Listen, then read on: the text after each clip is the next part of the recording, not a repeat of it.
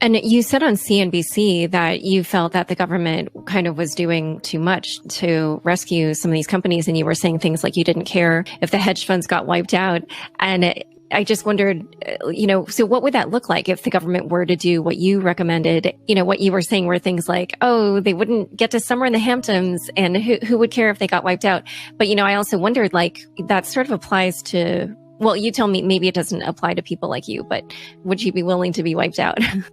Yeah, I mean, I've never really been defined by my money. I think I was an evolutionary person with the same values. I may have been a little more douchey when I was younger or harder to deal with, but I was still the same person. And I frankly felt that I had the same worth as a human being when I was growing up on welfare, or when I was in my 20s or 30s, or now in my 40s. I think that, money is a projection that other people use. And I used it on myself for a while, and now I use it less. And so, being in a position to actually realize that the school teacher that makes $60,000 is just as important as I am is the truth. And so, yeah, you could take it all away. I don't really care. It's be a fun ride no matter what. I think I have a great set of memories that I've created for myself, and the journey's been a blast, and I hope to have another 50 years of those things. What I was speaking about on CNBC was just my frustration about not wanting to acknowledge, where the Federal Reserve and Treasury were not acknowledging, how the actual economy works. The United States is an economy where the overwhelming majority of the GDP is generated by consumers.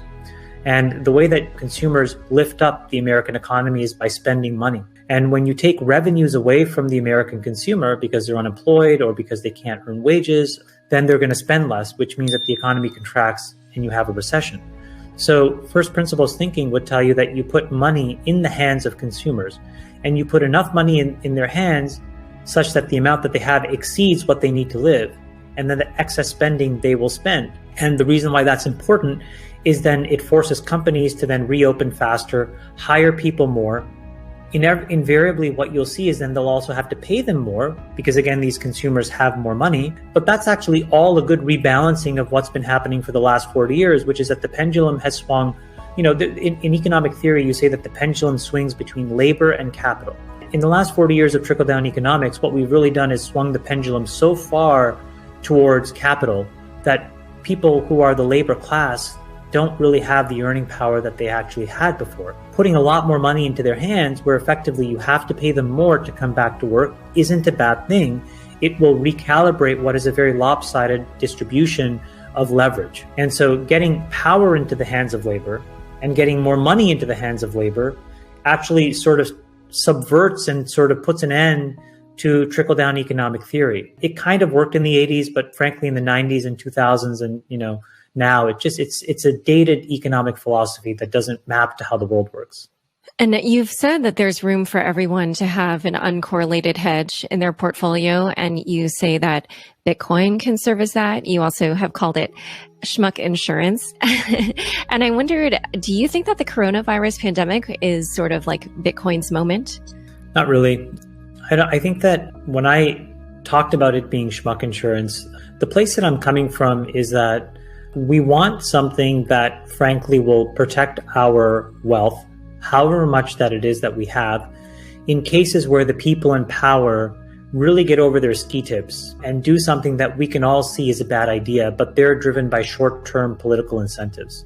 The reality is that, governments used to be run by a very different kind of person. And in some countries today, I would say that, it harkens back to how it used to be. So, for example, if you look at Singapore, the smartest people that graduate and, some of the most capable individuals go into the bureaucracy and work for the Singaporean government.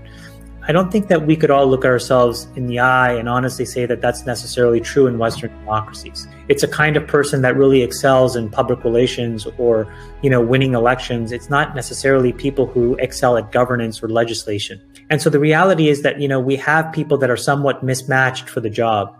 And invariably, whenever that happens, irrespective of whatever profession that is, mistakes happen.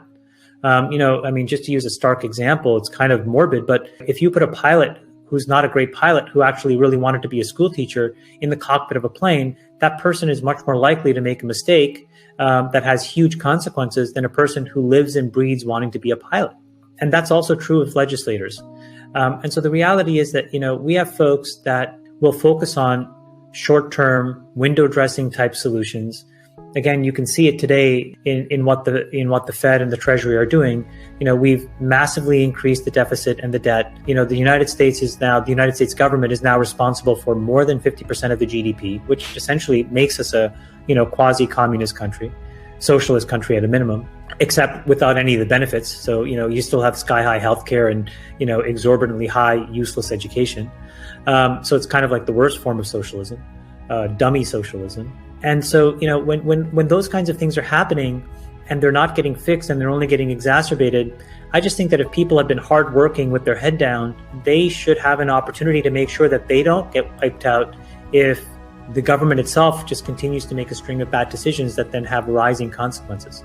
And Bitcoin, to me, is the only thing that I've seen so far that is really fundamentally uncorrelated to that decision-making process, to that decision-making body.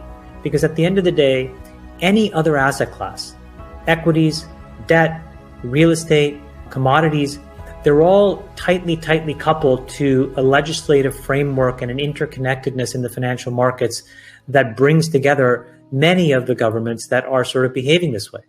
And so it's almost like a bet against the ruling class in some ways, and making sure that you have a small amount of insurance, because insurance is not something that pays off 50 cents to the dollar. The insurance is something that pays off, $1,000 to $1. You want these massive asymmetric payoffs because you want to be sure that a small amount of insurance can basically make you whole. And that's why I just think that, you should take 1% of your portfolio, put it in Bitcoin, never look at it. Don't look at the price. Don't look at anything, and hope that 1% goes to zero. Then you have 99%. But in the case where that 99% goes to zero, that 1% will probably be worth 120%, and you'll feel like a genius. All right, Chamath, we don't have that much time left. Let's talk rocket ships. First, Bitcoin. That falls into that category because that's what that is. 39,000. Where's it going? I mean, can you play the clip in 2012 and 13 when it was at 200 and everybody was laughing at me on CNBC every time I would talk about Bitcoin? Where is it going? It's probably going to 100, then 150, then 200,000. In what period? I don't know. 5 years, 10 years, but it's going there.